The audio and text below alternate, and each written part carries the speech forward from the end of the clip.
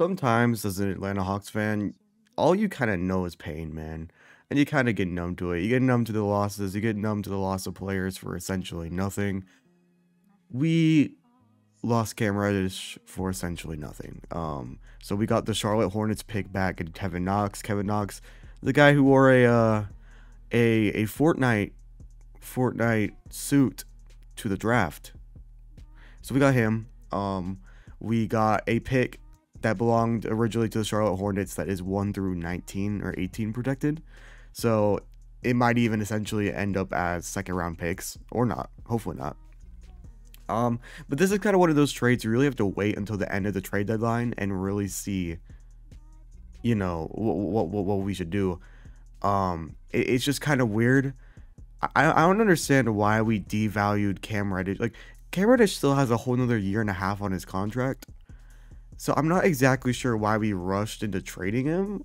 I don't think he was unhappy.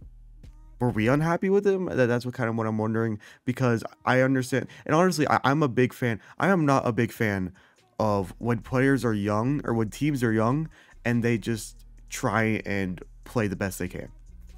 Like, call me crazy for that, but like, you can't be young and a title contender at the same time. That should never be the case. At best, like, your best player or second best player or whatever could be young, and then everyone else has some veteran, not even veteran leadership, but it's people in their prime.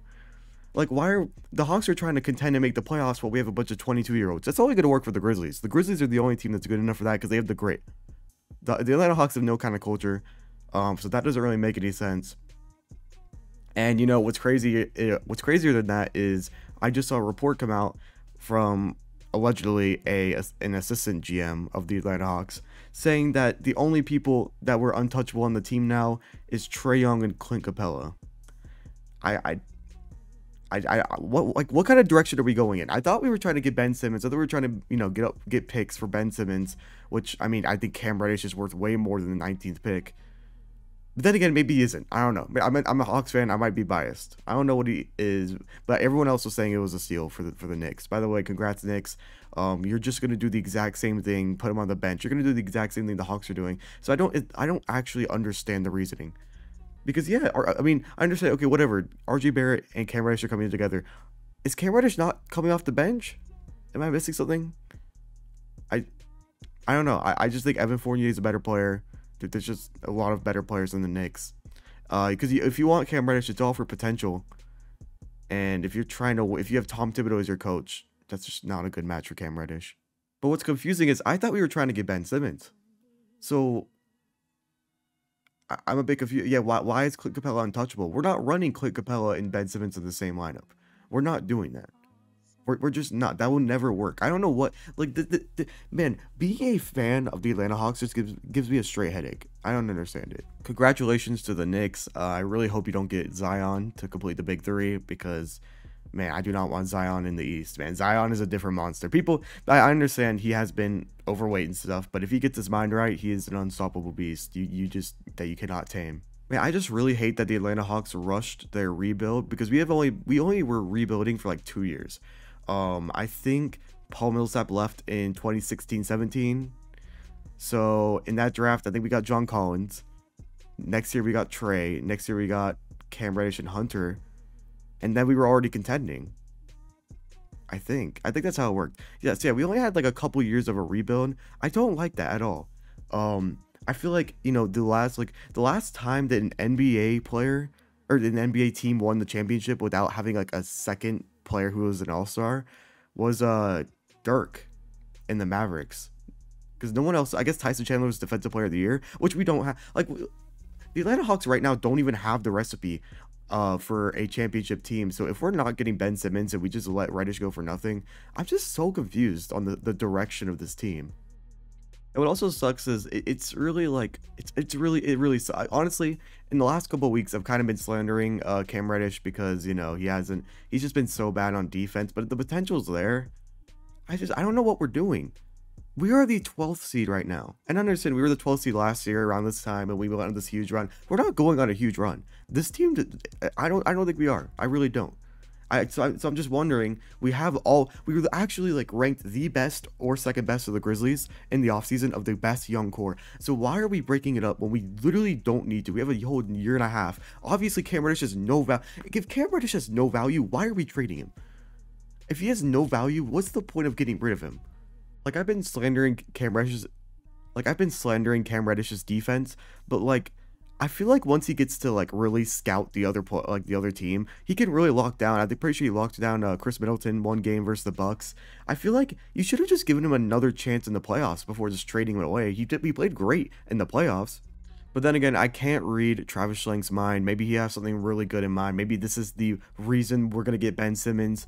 I don't know why it would be. Cam Reddish is worth more than a 25th overall pick, you know, because like the Hornets are just gonna end up going on a super run. I don't even know what to say. I'm flabbergasted, dude. Like, what are we doing right now? We're gonna keep building like these like white bad defending 3-point shooters against with Trae Young. Like, I don't get it. Why don't we build defense around him? Cam Reddish has the potential for defense. It doesn't make any sense. I understand maybe he's injury prone. Maybe is that why he's worth so little? Is that why we just traded him away?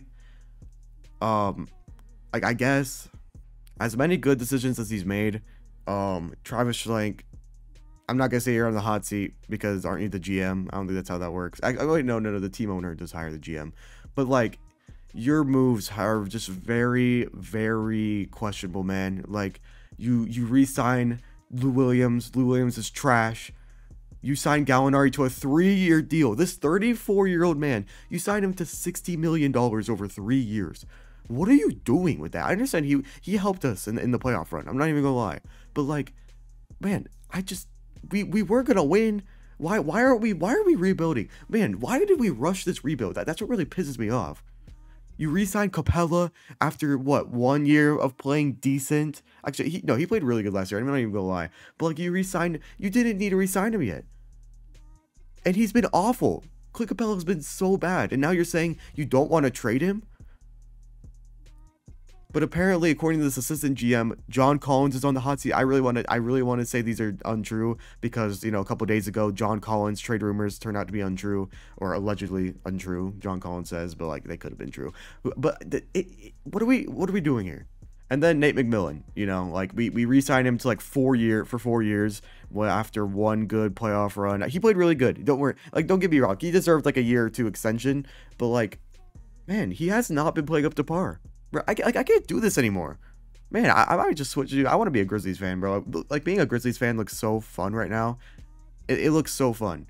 If we had a direction, then I could ride with the direction. But we don't have a direction. We're not good. We're not bad. We're just, I don't know. We're just set up to be the Sacramento Kings, that 10th seed. No. Wait, what's the team that always gets the 10th seed? I guess like the Pacers. We're just pretty much set up to be the Pacers, bro. Like, just mediocre. Like, what? If I do not see Ben Simmons on my team in the next 6 weeks, I don't know when the trade deadline ends. I'm just gonna guess 6 weeks. I don't know, man. I don't know. I really want to retire as a Hawks fan because we have no sense of direction. Being bad is one thing, no sense of direction is another. Peace out.